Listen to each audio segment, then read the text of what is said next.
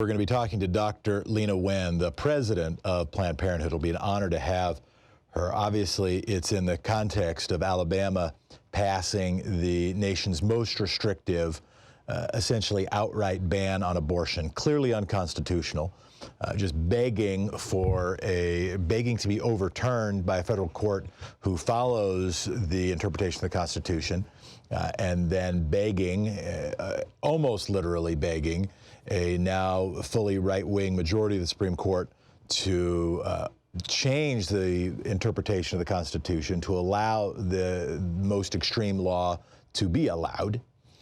The state of Missouri followed up with their own version. And we'll talk to Dr. Leana Wen about what's happening in Missouri also.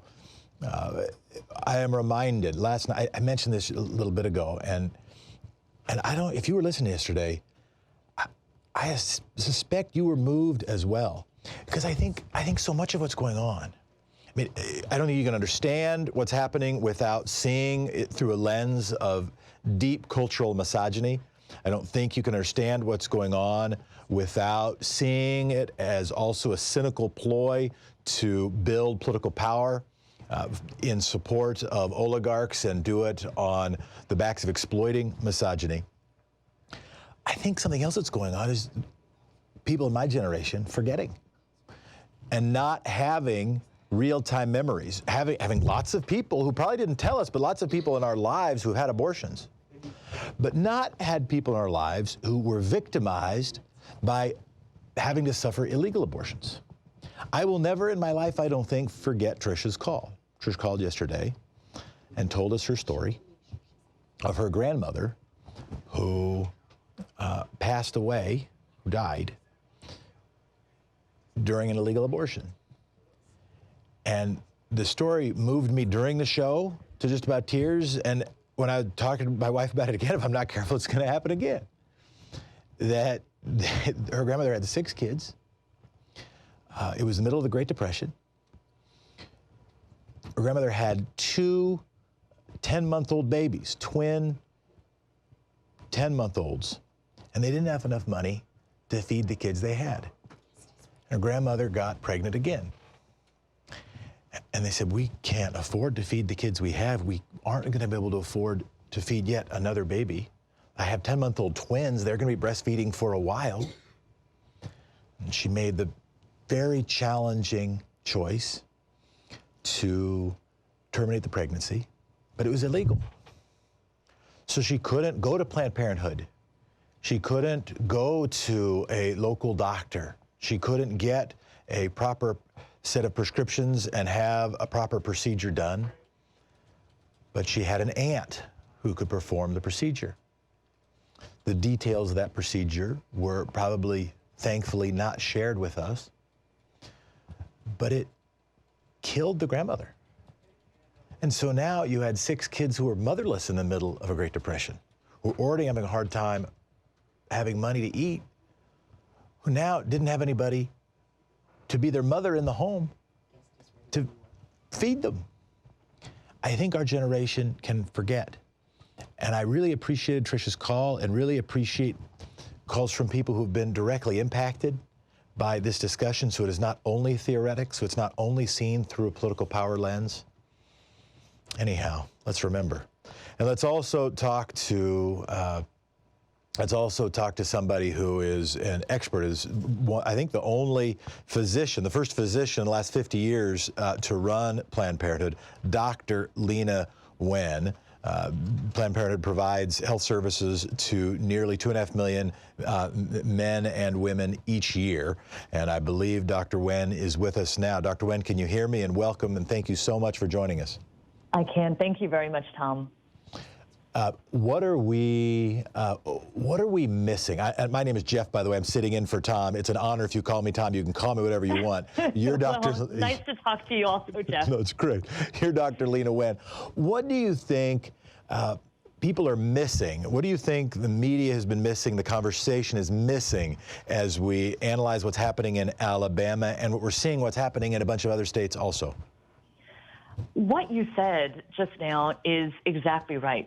Because on the one hand, we need to talk about how stigmatizing women's health care and treating reproductive health care as something separate is a tool of oppression and a tool of misogyny. But on the other hand, we cannot forget what it's really about. And what it's really about is women's lives. This bill that got signed into law yesterday in Alabama, this heartbreaking, horrible bill that bans abortion basically entirely with no exceptions for rape and incest, that would criminalize doctors for up to 99 years in prison. The impact of this is that women are not going to get the health care that they need. It's going to directly endanger women's lives. Thousands of women died before Roe every year, and that could happen again. And we as Planned Parenthood simply cannot stand for that. We have to remind everyone about what's really at stake here, and that this is not just about the women of Alabama.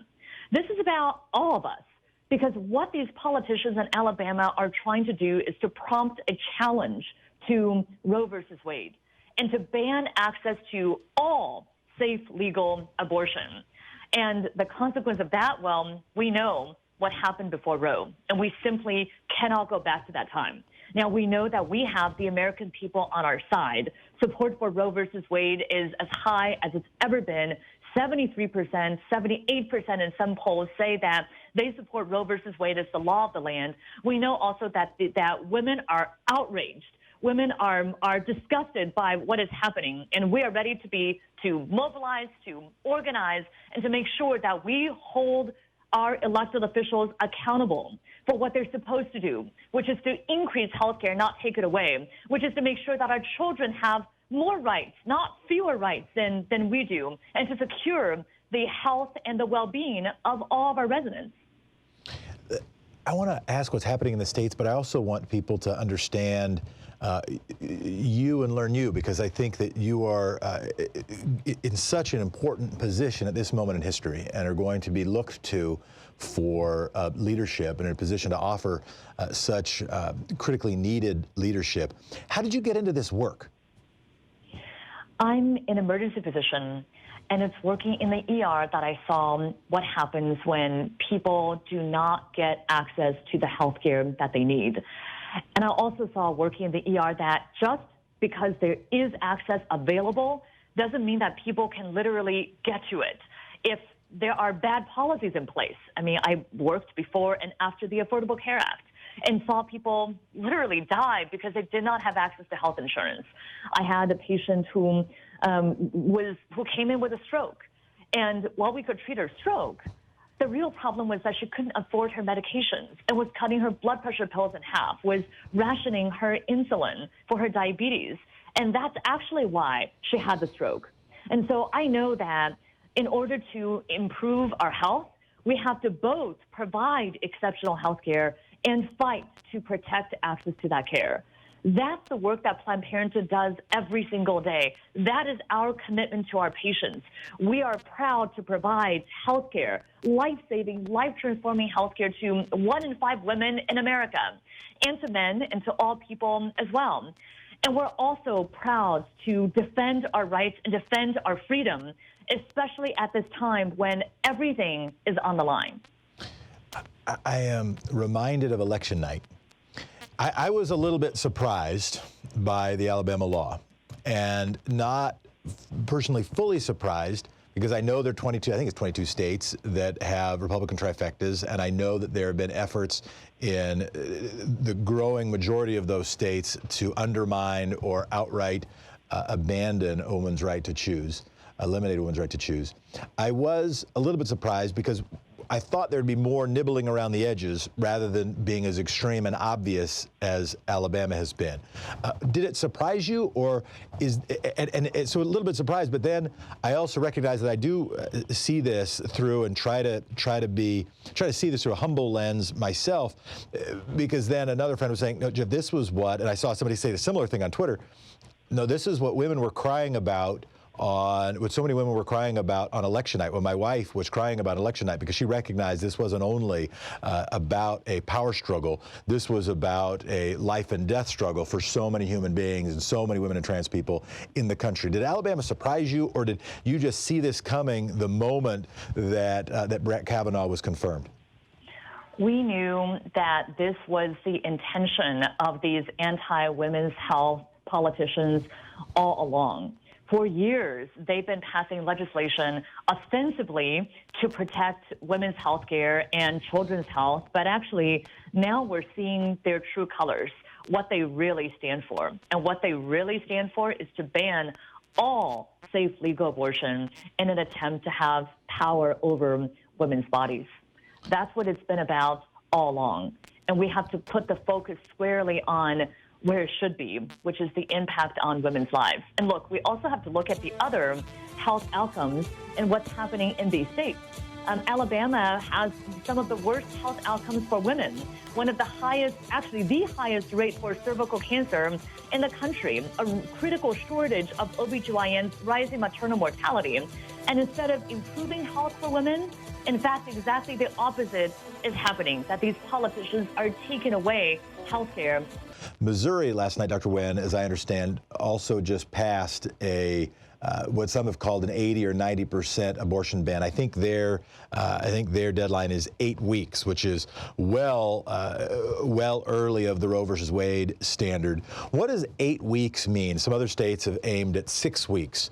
I've heard those called 80 or 90% abortion bans, or forced births in 80 to 90% of cases. Help us understand what those kind of bans mean for women and mean for human beings in the country.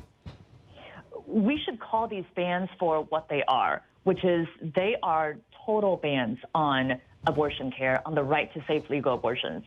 This year alone, just in 2019, 16 states have introduced the legislation to ban abortions as early as 6 weeks. Actually, Alabama's goes even further. Alabama says it's any time after conception. So literally, a woman cannot get an abortion because as soon as she finds out that she's pregnant, it would be illegal.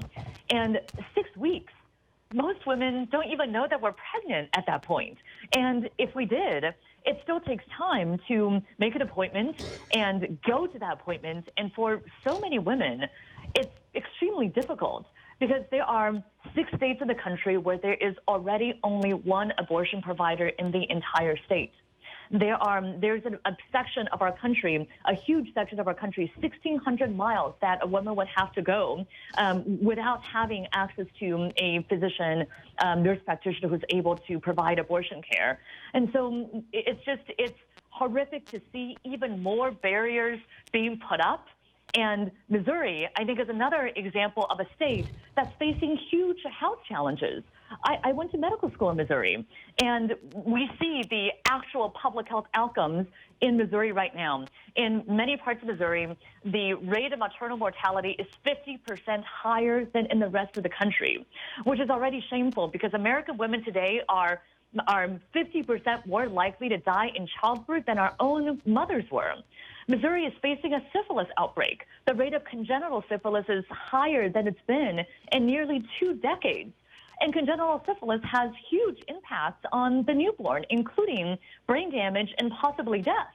The rate of syphilis overall in Missouri is skyrocketing. 5 counties are facing an 1,000% increase in syphilis cases. What these politicians should be doing is to listen to the will of the people and to see that public health outcomes are poor in their state. They should be doing everything they can to improve health. And I just want to say, these politicians do not get to call themselves pro-life when they are destroying the lives of women, children, and families in their state. Dr. Leana Wen had a chance during the break to talk to us about the impacts that the Missouri law, that what she dubbed also should really rightly be considered a total abortion ban. In Missouri is 8 weeks. Other states have done 6 weeks. Alabama, of course, doesn't even put weeks. As soon as you know about it, you essentially can't have an abortion at all. Clearly unconstitutional under Roe versus Wade, and the impacts that would have on women's lives. where I started to go was recognizing the lack of expertise that so many of us have, and the opportunity for us, and I will say, speaking personally, appreciate the opportunity to learn more about the topic. It's a horrible context in which to learn about the topic, but I quoted my wife, Dr. Wen, I know you only have a couple more minutes. You're, I'm sure, seeing a huge rallying of support for Planned Parenthood, for your work, a huge awakening of people to recognize they need to do something. What do you want to ask people to do, or what are you heartened by that people are doing? Well, I'm glad that people are recognizing that this is not just an Alabama issue or a Missouri issue or a Georgia issue, that what affects some of us affects all of us. This is a direct attack by anti-women's health politicians against the health and the rights of women and all people in this country. And I need everyone to speak up. If you feel outraged right now, don't just feel outraged. Channel that into action. Talk to your friends. Talk to your neighbors. Talk about why this is an assault on our rights like never before. Make sure that you take action. Support groups like Planned Parenthood that are providing exceptional health care every day. Help us to spread the word, too, that our health centers are open. Look, women are confused and scared and are calling us. Actually, our health centers in Alabama have received hundreds of calls from women who don't know whether they can still come and get care. And so help and support us. Know that our doors have been open for 100 years. They are open today. They're open tomorrow. We are going to be here to continue to provide exceptional care. Get organized, get mobilized, make sure that we keep on talking about who is here to stand for women and who is not here for women and, in fact, are here to take away our basic rights and taking away our own, the very ability that we have to make decisions about something as fundamental as our body and our rights.